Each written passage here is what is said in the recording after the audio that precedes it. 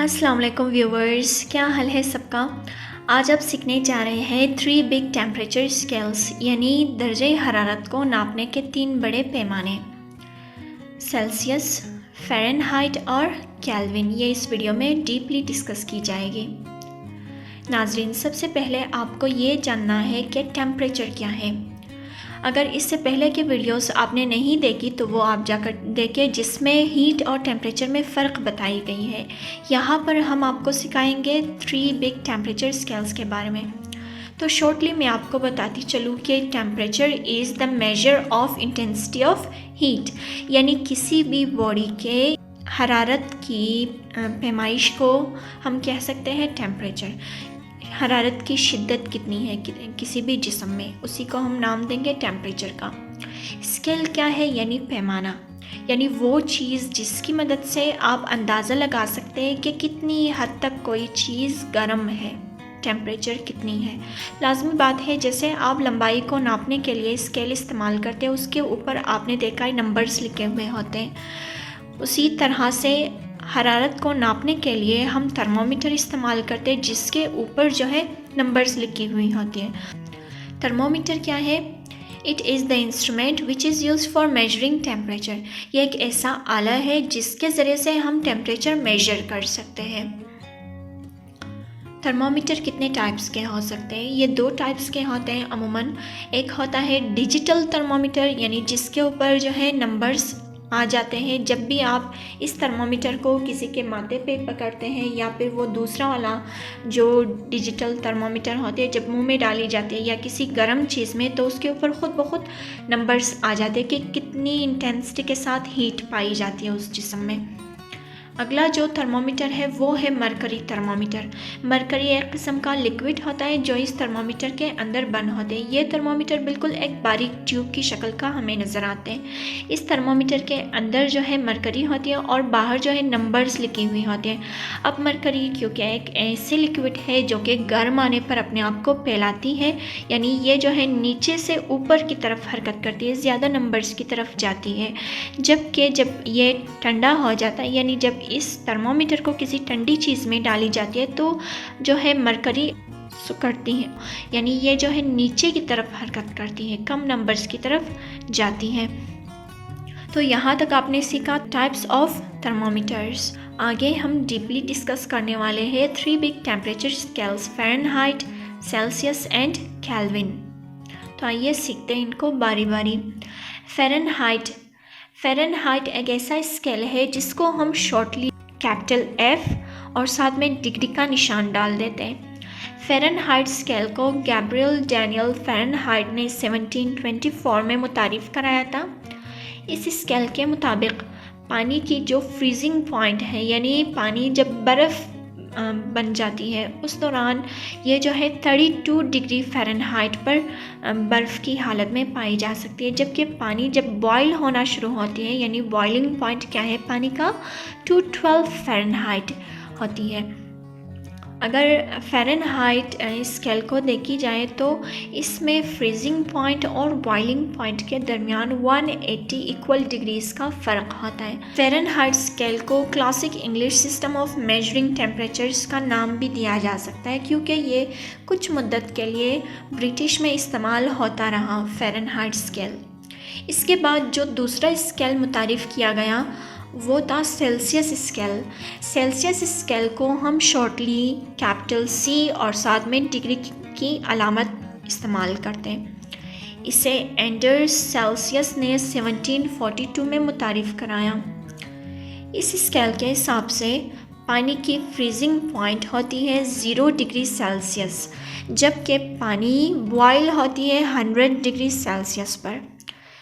Celsius scale में देखी जाए तो फ्रीजिंग पॉइंट और बॉइलिंग पॉइंट के दरमियान 100 इक्वल डिग्रीज़ का फ़र्क होता है, यानी कि 100 माइनस 0 करें तो हमारे पास बच जाती है 100। सेल्सियस स्केल को हम सेंटीग्रेड स्केल भी कह सकते हैं, और ये स्केल ज़्यादा मकबूलियत हासिल कर गई फ़ारेनहाइट स्केल की निस्बत से, क्योंकि ये वर्ल्ड वाइड यूज़ होता रहा और अब भी यूज़ हो रही है। इसके बाद जो तीसरा स्केल है वो है केल्विन स्केल। मान लीजिए हम पानी लेते हैं, उसे हरारत देते हैं। पानी हरारत देने पर 100 डिग्री पर वो बॉयल होना शुरू होती है। अगर किसी शख्स को बुखार है, फॉर एग्ज़ाम्पल, उसके बुखार को हम थर्मामीटर से चेक करते हैं और उसके बुखार की जो शिद्दत आती है वो होती है 100 डिग्री। अब देखी जाए, यहाँ पर हम ये नहीं कह सकते कि जिस शख्स को बुखार है, अगर उसकी जिस्म की हरारत 100 डिग्री पर है, इसका मतलब ये नहीं है कि उसके जिस्म इतना गर्म है जैसे एक उबलता हुआ पानी। नहीं, यहाँ पर हम 2 स्केल इस्तेमाल कर रहे हैं। पानी 100 डिग्री सेल्सियस पर बॉयल हो रही है, जबकि जिस्म 100 डिग्री फ़ारेनहाइट पर जो है इसकी हरारत है। यहाँ पर दो हम स्केल इस्तेमाल कर रहे हैं, मतलब सेल्सियस और फ़ारेनहाइट। तो 100 का मतलब ये नहीं है कि दोनों स्केल बराबर हैं आपस में, नहीं। ये 2 स्केल मुख्तलिफ है, इनमें मुख्तलिफ डिग्रीज़ का फ़र्क पाया जाता है। अगर किसी साइंसदान से पूछी जाए ये दोनों स्केल परफेक्ट है किसी जिस्म की हरारत के मेजरमेंट के लिए, तो वो कहेंगे नहीं, क्योंकि ये 2 स्केल रियलिटी को शो नहीं करती। इन दोनों स्केल से बेहतर है केल्विन स्केल, जिसको हम कैपिटल के से डिनोट करते हैं। क्यों? क्योंकि केल्विन स्केल एक ऐसा स्केल है जिसमें एब्सोल्यूट ज़ीरो को भी दिखाया जाता है। देखिए, मैं आपके लिए एक्सप्लेन करती हूँ। एब्सोल्यूट ज़ीरो का मतलब क्या है?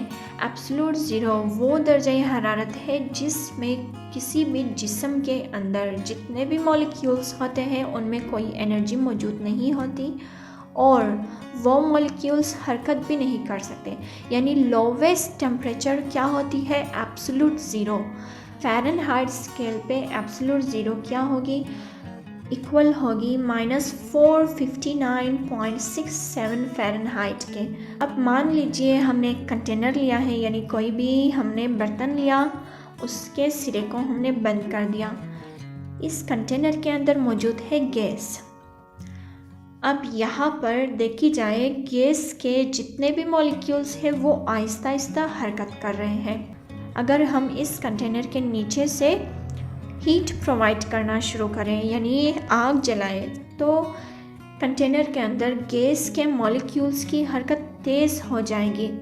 हरकत तेज़ होने की वजह से ये तेज़ी के साथ मुख्तलिफ़ डायरेक्शंस में मूव करेंगे और एक दूसरे से टकराते जाएंगे। इस दौरान ये नीचे से जो हम हीट दे रहे हैं, इस हीट को ये मॉलिक्यूल्स जज़्ब करती हैं और टकराने के दौरान ये थर्मल एनर्जी ट्रांसफ़र करती जाती है एक दूसरे को और एक दूसरे की हरकत तेज़ करती जाती है। अगर हम क्या करें, टेम्परेचर कम करें, यानी ठंडा करें इस गैस को, तो क्या होगी? इनके अंदर जो काइनेटिक एनर्जी है या फिर थर्मल एनर्जी वो भी कम होती जाएगी।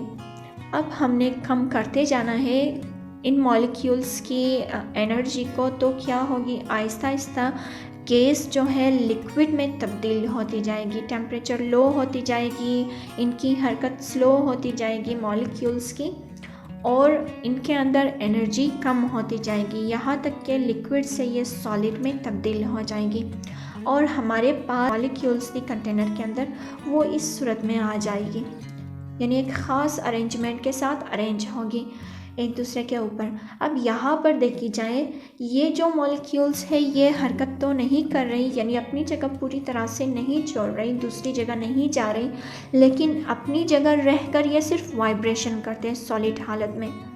तो यहाँ पर देखी जाए, फिर भी इसके अंदर एनर्जी है, इन मॉलिक्यूल्स के अंदर है, इसमें भी एक ख़ास टेम्परेचर है।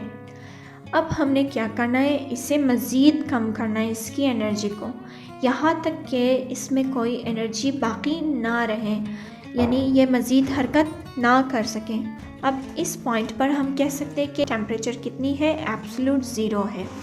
तो यहाँ तक आपने क्या सीखा? यहाँ तक आपने ये सीखा कि अगर किसी भी मादे को हम जो है हरारत देंगे, उसके अंदर मॉलिक्यूल्स की जो हरकत है वो तेज़ हो जाएगी, लेकिन हरारत कम करने पर मॉलिक्यूल्स की हरकत कम होती जाएगी कि यहाँ तक कि उसमें कोई एनर्जी बाकी ना रहे और वो मज़ीद हरकत ना कर सके, यानी कि वहाँ पर एब्सोल्यूट ज़ीरो आ जाती है टेम्परेचर। अब अगर देखी जाए सेल्सियस और केल्विन स्केल दोनों तकरीबन एक जैसे हैं, यानी सेल्सियस स्केल के मुताबिक ही केल्विन स्केल के ऊपर जो है डिग्रीज को मेंशन किया गया है। डिग्रीज के दरमियान बराबर फ़र्क होता है सेल्सियस स्केल की निस्बत से। अगर देखी जाए सेल्सियस स्केल पर तो यहाँ पर 100 डिग्री सेल्सियस पर पानी बॉयल हो रही थी, जबकि 0 डिग्री सेल्सियस पर पानी क्या होती है, फ्रीज़ होती है, बर्फ़ बनती है पानी। अगर पानी के दर्जे हरारत को हम कम करते जाएंगे तो पानी जो है बुखारात से लिक्विड में, लिक्विड से वो सॉलिड में तब्दील हो जाएंगी। यानी 0 डिग्री पर पानी क्या है, सॉलिड हालत में है, आइस की हालत में है।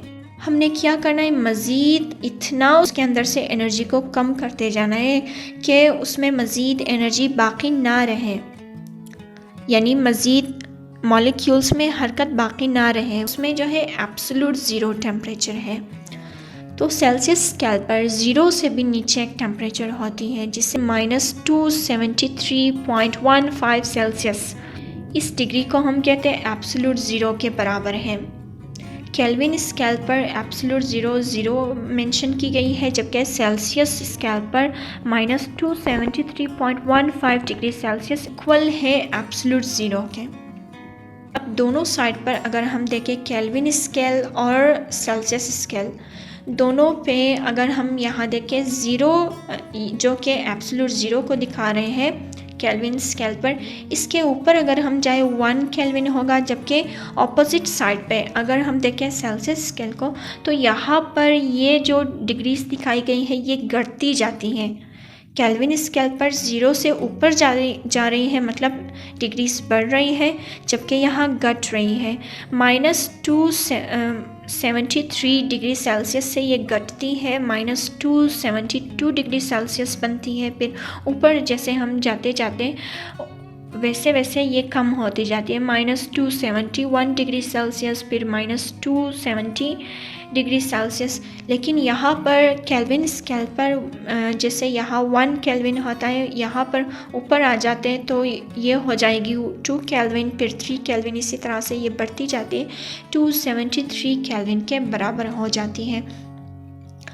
तो दोनों साइडों पर देखी जाए जो डिग्रीज़ के दरमियान फासला होता है वो इक्वल होती हैं, इक्वल डिग्रीज़ का फ़र्क होता है सेल्सियस और केल्विन में। यहाँ पर देखी जाए केल्विन स्केल के हिसाब से 373 केल्विन पर पानी बॉयल होते हैं, जबकि सेल्सियस में 100 डिग्री सेल्सियस पर पानी बॉयल होती है।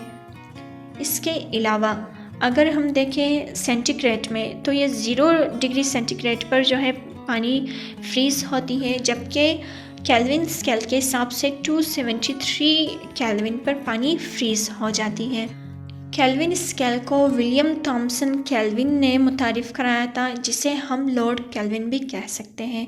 नेक्स्ट वीडियो हमारी होगी inter conversion of temperature scales के हवाले से, यानी टेम्परेचर जो स्केल है फ़ारेनहाइट, केल्विन या फिर सेल्सियस, इन तीनों में तबादला हम कैसे कर सकते हैं। आज की वीडियो पसंद आने की सूरत में लाइक, कमेंट और शेयर करना मत भूलें। अपनी दुआओं में याद रखें और अपने प्यारों का ख़ास ख्याल रखें। अल्लाह हाफ़िज़।